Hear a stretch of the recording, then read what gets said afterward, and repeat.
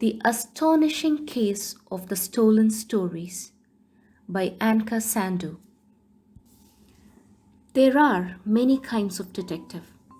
Traditional detectives. A good detective does everything by the book. Experimental and very handsome detectives. A good detective always looks for new and original methods. And hungry detectives. A good detective does not solve cases on an empty stomach. Every good detective is different, and when they work together, they can crack uncrackable cases and solve terribly mysterious mysteries. So, one day, when a royal message arrived from the king calling the detectives to the palace, they were ready. They were always ready. What could this urgent matter be? Fox pondered. Perhaps the royal jewels have been stolen. Purred Cat. For all one knows, the royal cupcakes have been stolen and mischievously eaten. Said Bear. Don't be ridiculous, Bear. Said Fox and Cat together. Come on, we must hurry. The detectives arrived at the palace as quickly as they could. The king was waiting by the gate. I have been waiting by the gate. He sounded rather cross and worried. The king told the detectives how sad the little prince was, how he could not eat or sleep or play. All of his bedtime stories are missing. All his bedtime stories had been stolen. This is more alarming than stolen jewelries or cupcakes, even chocolate cupcakes or muffins or macaronis or pancakes, eclairs, biscuits. Quiet, Bear! We will start investigating immediately. Said Fox. First, we will take a close and a professional look at the crime scene. Then, we will proceed by interrogating the suspects. Any clue will be documented.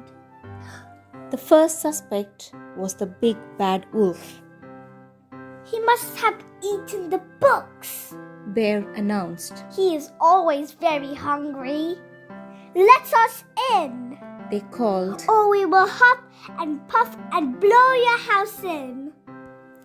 The detectives questioned the grumbling wolf. Books? Said the wolf. I prefer pigs. I prefer spending time with pigs.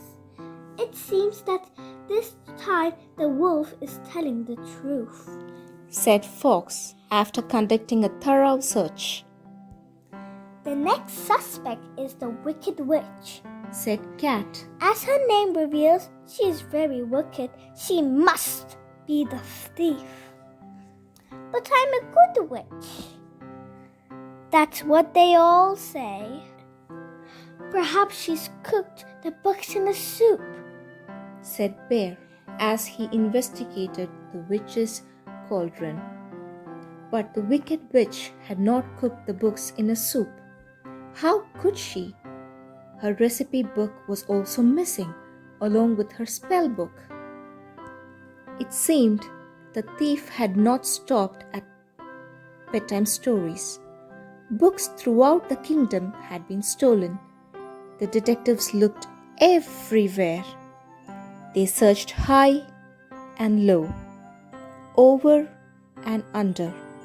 But under the bridge, they didn't find books. They found trolls. Astonishing, flabbergasting, bewildering, a veritable conundrum. Books? We don't like books, said the trolls. Books are dangerous. One of us once ate a dictionary. Now he only uses long words. He sounds rather intelligent, but it takes him forever to finish a sentence. We don't like books, but pirates do. Hidden Island, treasure, talking parrots, and sea monsters. They like to read about their own adventures. said the trolls. That's it! Cried Fox. Pirates must be the thieves. But the pirates had an alibi. The night the books went missing, they were on an adventure of their own. They even had treasure to prove it. Delicious treasure, which they shared with the detectives. We're on an adventure. We have an alibi. The detectives were no closer to finding the missing books. Then, as they walked, Bear tripped and found a book. Once upon a time, Said Bear, reading the book. the detectives found the clue. Said Cat, finding another book. They found another and another, leading them further and further into the woods and deep into the deep, dark cave of a big and scary thing. Hello, Said the thing. who are you? Asked Fox. And why have you stolen all these books? Well, I don't know who I am. Replied the thing. I found everyone else in the book, but never me. I thought if I kept looking, I might find a book with my story in it.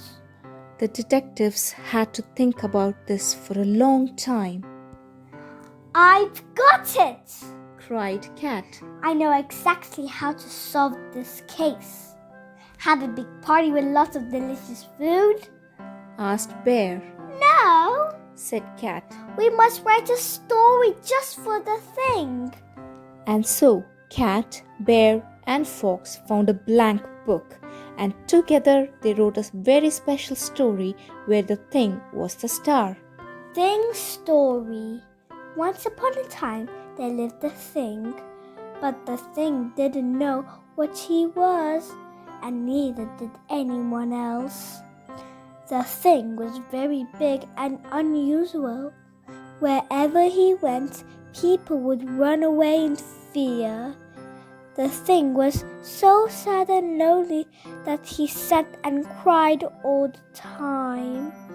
One day, the thing heard screaming and shouting.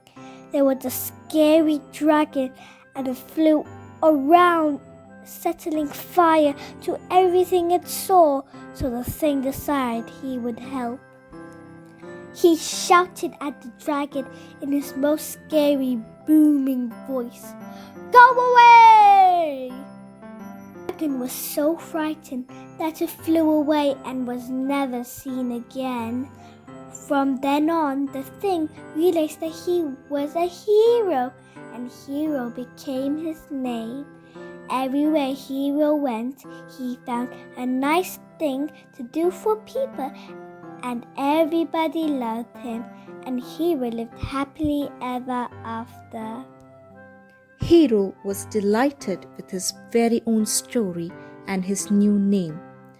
But what about all the books he had taken? Well, with the help of the detectives, Hero returned every one. I'm sorry. Hero said to the king. You are officially forgiven. Said the king. On one condition, could you please help read the Prince a bedtime story? Hero was very good at reading stories. He had had a lot of practice. Soon the prince was fast asleep. The detectives celebrated with some yummy cake. Another case successful solved. Another? We've never solved one before. All was well in the world until the next case. The end.